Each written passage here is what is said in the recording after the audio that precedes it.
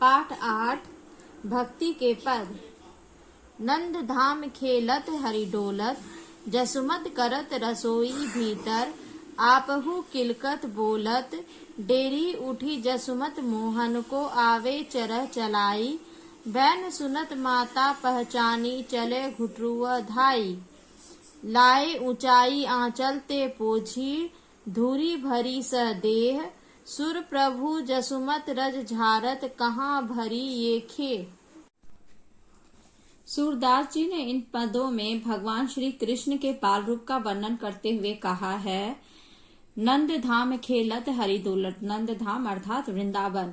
श्री प्रभु श्री कृष्ण जो है हरि नंद भवन में खेलते फिर रहे हैं। यशोदा जी घर के भीतर रसोई बना रही है।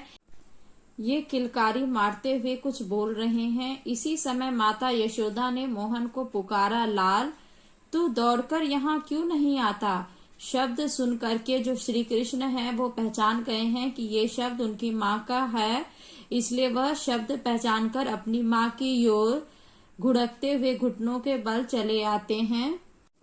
मैया ने अपने लाल श्री कृष्ण को गोद में उठा लिया है। उनके शरीर में धूल भरी हुई है। मैया ने अपने आंचल से उस धूल को पोंछना शुरू कर दिया है। सूरदास जी कहते हैं, मेरे स्वामी के शरीर में लगी धूल झाड़ती हुई यशोदा मैया जी कहती हैं, इतनी धूल तुम्हें कहाँ से लपेट ली।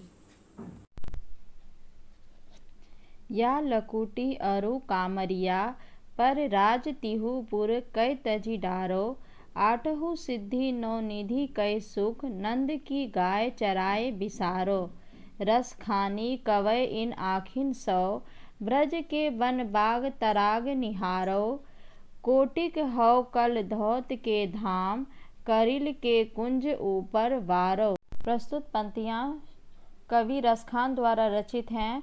रसखान जी श्री कृष्ण भक्त मुस्लिम कवि थे। इन्होंने भगवान श्री कृष्ण एवं उनसे जुड़ी वस्तुओं के प्रति गहरा लगाव दिखाते हुए कहा है, उन्होंने कहा है कि जो छोटी सी लाठी लेकर और कंबल ओढ़कर गाय चराते थे, वे मुझे मिल जाए तो मैं तीनों लोकों के राज को छोड़ना पसंद करूँगा। देखिए, कवि जो है श्री कृष्ण के बारे में कहते हैं कि श्री कृष्ण की लाठी और कंबल के लिए वे तीनों लोकों का राजपाट तक छोड़ने के लिए तैयार हैं। अगर उन्हें नंद की गाय चराने का मौका मिल जाए तो इनके लिए वे आठों सिद्धियां एवं 9 निधियों के सुख को भी त्याग सकते हैं। रसखान जी कहते हैं कि कब वो समय आएगा जब उन्हें तालाब और बगीचों को देखने का मौका मिलेगा जहाँ श्री कृष्ण जी बैठा करते थे। कवि कहते हैं कि वे कांटेदार बगीचा जहाँ श्री कृष्ण बैठते थे, वहाँ के लिए वे करोड़ों स्वर्ग के सुख भी न्यौछावर कर देंगे। कवि इन झाड़ियों और वनों को देखना चाहते हैं और इनके ऊपर करोड़ों सोने के महल को भी न्यौछावर करने के लिए तैयार हैं। बसो मेरे नैनन में नंदलाल, मोर मुकुट मकराकृत कुंडल, अरुण दिए भाल, मोहिनी मूरत सावरी सूरती, नैनन वने विशाल, अधर सुधा रस मुरली राजती, उर वैजंती माल, क्षुद्र घटिका कटितत शोभित, निपुर शबद रसाल, मीरा के प्रभु संतन सुखदाई, भगत वछल गोपाल। प्रस्तुत पंक्तियाँ मीराबाई द्वारा रचित है। मीराबाई श्री कृष्ण भगवान की परम भक्त है।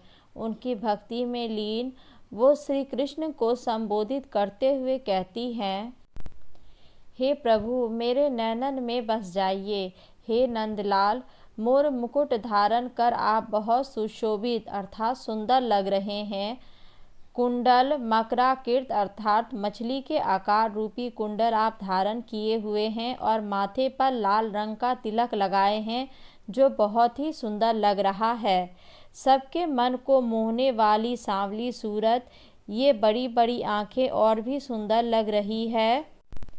आपके अमृत रस भरे होंठ पर मुरली और गले में वैजंती माला भी बहुत सुंदर लग रही हैं। ये अजब शोभा दे रही है।